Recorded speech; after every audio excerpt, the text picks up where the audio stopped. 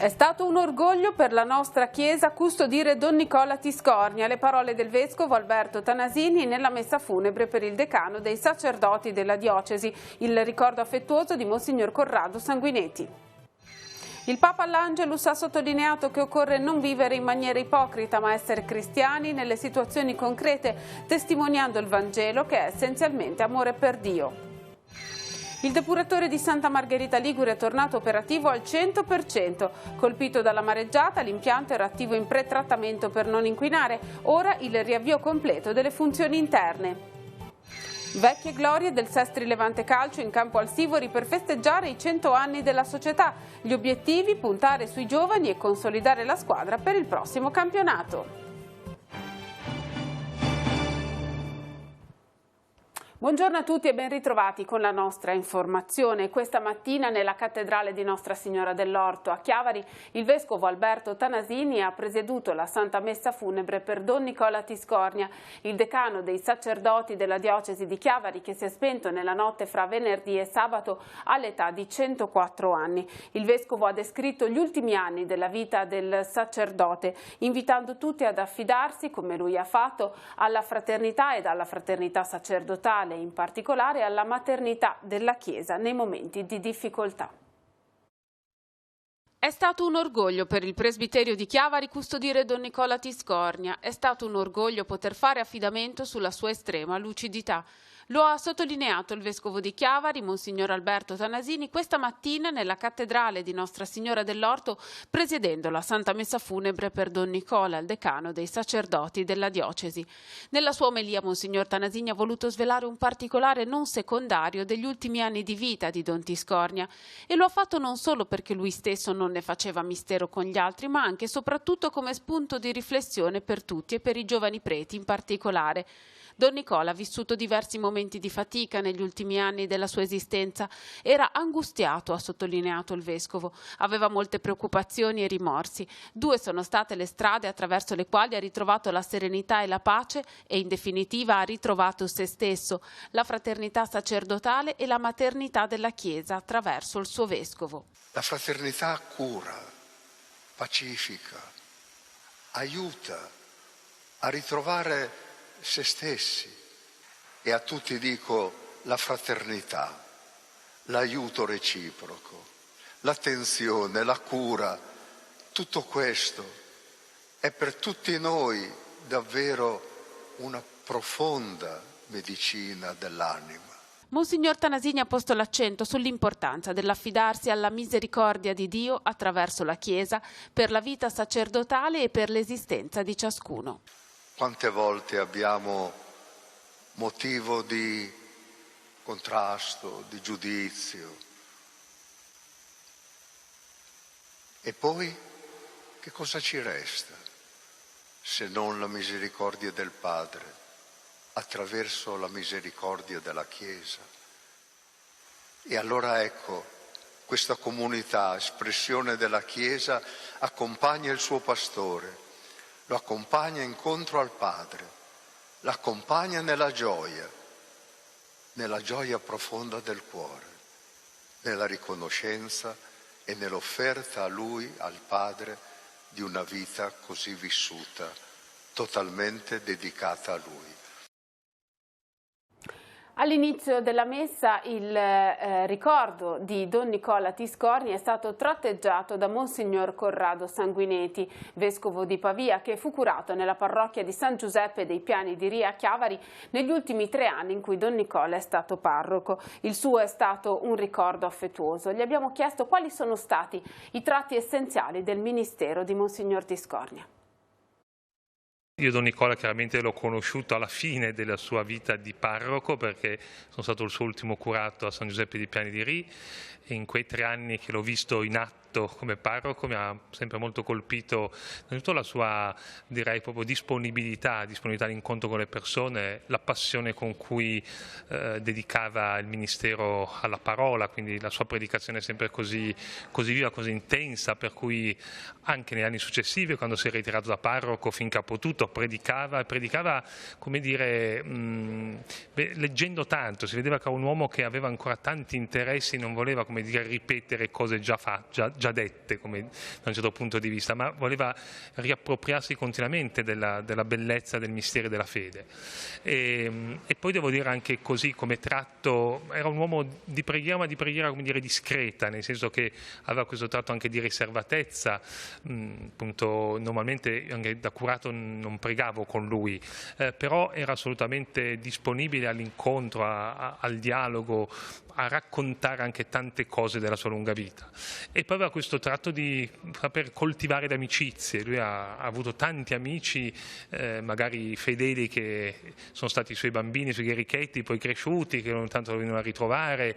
Il legame anche con la sua terra, è nato a Buenos Aires ma poi è cresciuto a Santa Maria di Ne, quindi era molto legato anche alla sua parrocchia, andava sempre per la festa della Madonna a settembre.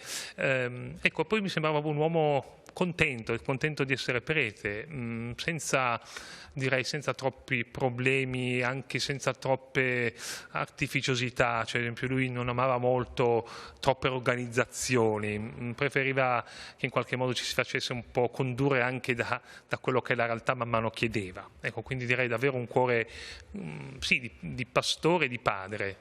Lo è stato per tanti, lo è stato appunto anche per me, ma penso anche per altri preti che sono stati a contatto con lui, per cui davvero penso proprio un grande dono che il Signore ha fatto alla nostra diocesi. Nell'Angelus domenicale Papa Francesco ha sottolineato la necessità di coerenza nella vita cristiana che non può scendere a compromessi. Occorre, ha spiegato, non vivere in maniera ipocrita, ma essere cristiani nelle situazioni concrete, testimoniando il Vangelo che è essenzialmente amore per Dio. Il servizio di Radio Vaticana. Il Papa all'Angelus indica un'opzione che non si può rimandare, quella per il Vangelo. Si deve abbandonare, aggiunge il Pontefice, ogni atteggiamento di pigrizia, di apatia, di indifferenza e di chiusura per accogliere il fuoco dell'amore di Dio. Adorazione a Dio e disponibilità al prossimo, sottolinea il Papa, sono essenziali per aderire al fuoco dell'amore di Gesù. La prima, adorare Dio, vuol dire anche imparare la preghiera dell'adorazione che di solito dimentichiamo. La seconda via fondamentale è la disponibilità a servire il prossimo. Per vivere secondo lo spirito del Vangelo occorre che di fronte ai sempre nuovi bisogni che si profilano nel mondo ci siano discepoli di Cristo che sappiano rispondere con nuove iniziative di carità.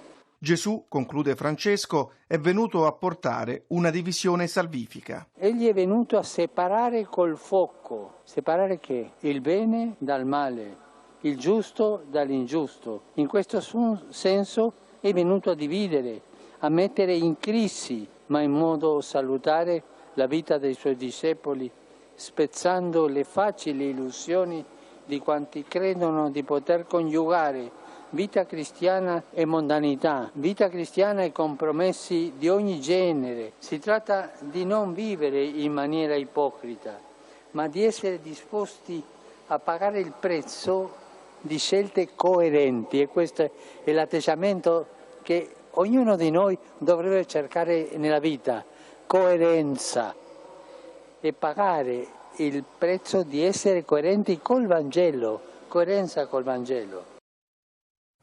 Una giornata dedicata alla sensibilizzazione e alla donazione del sangue a Santa Margherita Ligure. L'Avis di Santa Margherita promuove Ridere fa buon sangue a Santa nella zona dell'Anfiteatro Bindi ai Giardini a Mare, in collaborazione con ADMO, AIDO, il Comune di Santa Margherita Ligure e la Consulta del Volontariato. A partire dalle 16 è prevista una raccolta di sangue con autoemoteca e inoltre sarà possibile tipizzarsi per la donazione del midollo osseo.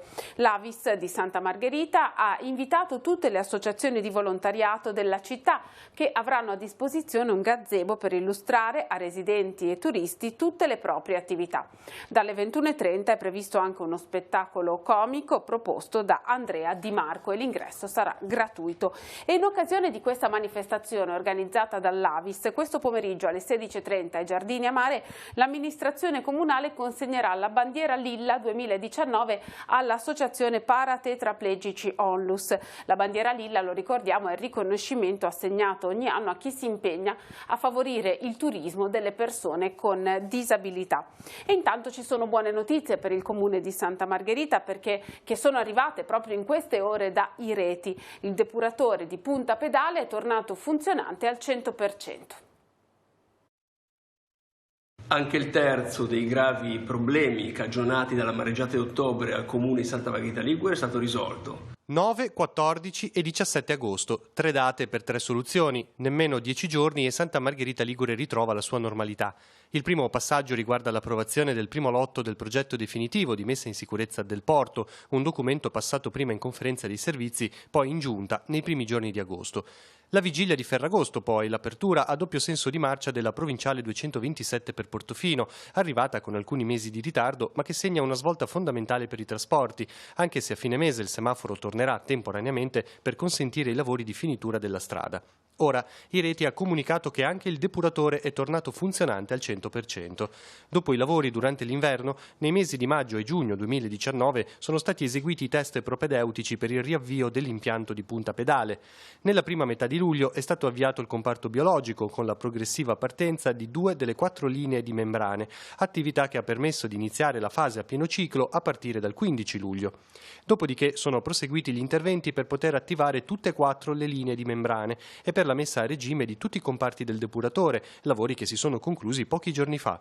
Un risultato che, per il sindaco, è stato ottenuto grazie al lavoro di squadra degli enti coinvolti, in primis comuni, regione e città metropolitana. V'è da dire che il depuratore ha sempre funzionato regolarmente in pretrattamento e questo ha consentito di non inquinare l'acqua del nostro mare, tant'è vero che anche nel 2019 Santa Margherita Ligure ha conquistato la bandiera blu. Ma adesso è stata ripristinata la totale funzionalità dell'impiantistica interna, quindi il depuratore è tornato come prima.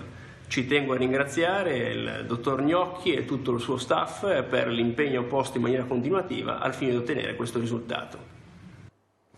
È scivolato mentre passeggiava con i suoi cani nella zona di Sant'Andrea di Rovereto, lungo un sentiero che porta al santuario di Nostra Signora di Montallegro. Un uomo che vive in zona è stato soccorso nella tarda mattinata di ieri dal personale del Corpo Nazionale del Soccorso Alpino e Speleologico Ligure. Vediamo la notizia anche sul nostro sito teleradiopACE.com. L'uomo si è procurato una distorsione alla caviglia sinistra. Il 118 ha attivato i soccorsi. La squadra dei tecnici del Soccorso Alpino con il medico ha stabilizzato l'arto e trasferito l'uomo sulla barella portantina per trasportarlo lungo il ripido sentiero fino all'ambulanza della Croce Rossa, che ha trasferito il ferito al pronto soccorso dell'ospedale di Lavagna. Ora sfogliamo le pagine dei quotidiani in edicola questa mattina con la nostra rassegna stampa, poi ci ritroviamo per gli altri aggiornamenti e lo sport.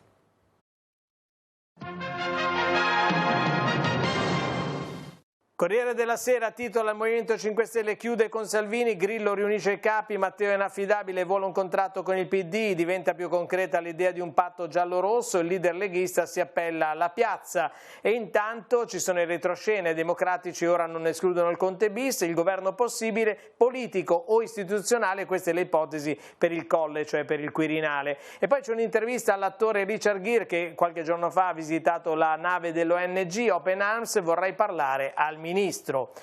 La tragedia in Campania, era in un burrone il francese Simon Gauthier, trovato morto nel Cilento a ben 9 giorni dall'allarme. Calciatori e cervelli in fuga, Balotelli ritorno con sconto, tasse dimezzate grazie al decreto crescita e adesso andrà al Brescia. All'interno del Corriere della Sera, da Hong Kong, la marcia vincente di Hong Kong nell'11° weekend consecutivo di protesta, quasi 2 milioni di persone occupano il centro dell'ex colonia e la polizia si fa da parte. Siamo adesso sul secolo XIX che titola: più vicina all'alleanza tra Movimento 5 Stelle e PD, Salvini apre a Conte, lo ascolterò, vertice in Toscana a casa di Grillo, la Lega non è più credibile, il Carroccio no a inciuce. Poi c'è il commento di Francesco Bei, una vigilia di tensione e 3 punti fermi, domani appunto Conte si presenta alle Camere, il timore di Mattarella, una crisi al buio con tempi che si allungano. E poi il dossier di Ricci e Grassia, cellulari raddoppia il costo delle chiamate. Come abbiamo visto Hong Kong, un fiume pacifico chiede alla Cina diritti e libertà. E poi c'è la fotonotizia, crescono le spiagge amiche dei bambini in Liguria, andiamo a vedere, spiaggia a misura di bambino, poker ligure di bandiere verdi, Lavagna, Lerici, Finali e Nolli sono le 4 località che hanno meritato il riconoscimento. I pediatri coinvolti, ma per eccellere teniamo conto anche del benessere dei genitori. I criteri di selezione privilegiano aree con servizi e animazione più di spazi isolati e decentrati. Sempre dal secolo XIX nelle pagine del Levante sulla spiaggia di riva, soccorso a 6 zampe, in caso di bisogno ci sono anche i cani bagnino. Ogni domenica a turno gli animali presidiano la baia insieme ai loro conduttori, tutti volontari, e questo è l'unico esempio nel Levante.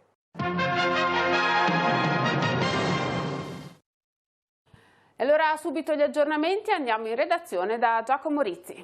Grazie Emanuele e un saluto a chi ci segue da casa. Mattinata di disagi per molti pendolari sulla tratta Livorno-Milano Centrale. L'Intercity 35662, partito da Livorno alle 6:25, infatti ha subito la rottura del locomotore dopo aver lasciato la stazione di Genova Principe.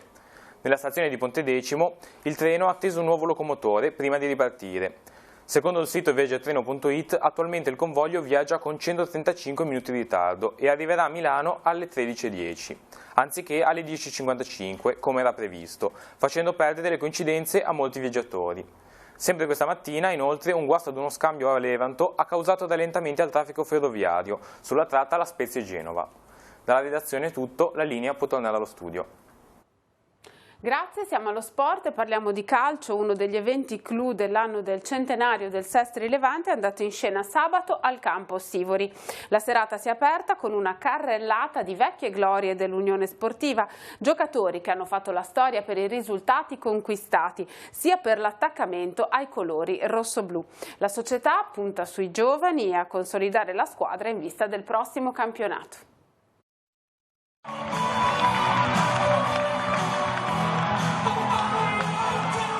In campo questa sera la storia del Sestri Levante è un modo per festeggiare i 100 anni della società. Sì, sicuramente questo è l'evento sicuramente più importante, perché comunque ho visto che sono già cominciati ad arrivare dei personaggi che hanno fatto veramente la storia di questa società, giocatori forti legati alla maglia, cosa che è sempre più difficile trovare. E voi siete stati parte di questi 100 anni, che cosa portate nel periodo in cui scendevate in campo per il Sestri Levante? Al di là del scendere in campo io ho anche allenato, questa è un'altra grande soddisfazione, e assieme a Alessandro abbiamo vinto un grande campionato, siamo risaliti dall'eccellenza alla Serie D ed è stata una cavalcata, ce la ricordiamo ancora adesso, e quindi è stato un ottimo trionfo. Cosa portiamo è che chi ha il piacere, la gioia e la forza di indossare questa maglia e di tifare per questa società è un grande dono. Aver fatto parte di questa storia qua dei 100 anni del Sestri Levante è un motivo d'orgoglio. Poi io sono genovese e di conseguenza venire a giocare a Sestri Levante, quando vieni a giocare agli inizi non pensi mai che puoi far parte poi della storia di una cosa, e oggi mi rendo conto che ho fatto parte di una storia di una società, e questo è un motivo d'orgoglio. Stagione ormai alle porte, un modo di festeggiare guardando poi a quello che sarà proprio l'impegno di questo campionato. Raccogliamo gli ultimi giorni di svago anche per celebrare una ricorrenza prossima, sapendo benissimo che da sabato prossimo faremo sul serio. Finita questa serata cominceremo a preparare bene la stagione, che comincerà subito con un paio di derby di Coppa Italia che ci devono vedere pronti subito a questa nuova avventura. Ci stiamo impegnando alla morte per far crescere il settore giovanile, perché il futuro a questi livelli qui è questo. Ora che abbiamo anche la fortuna di avere il campo nuovo, le nostre energie si sono concentrate su due cose. La principale è quella del settore giovanile, la seconda è quella che stiamo cercando di allestire una squadra che dia delle soddisfazioni.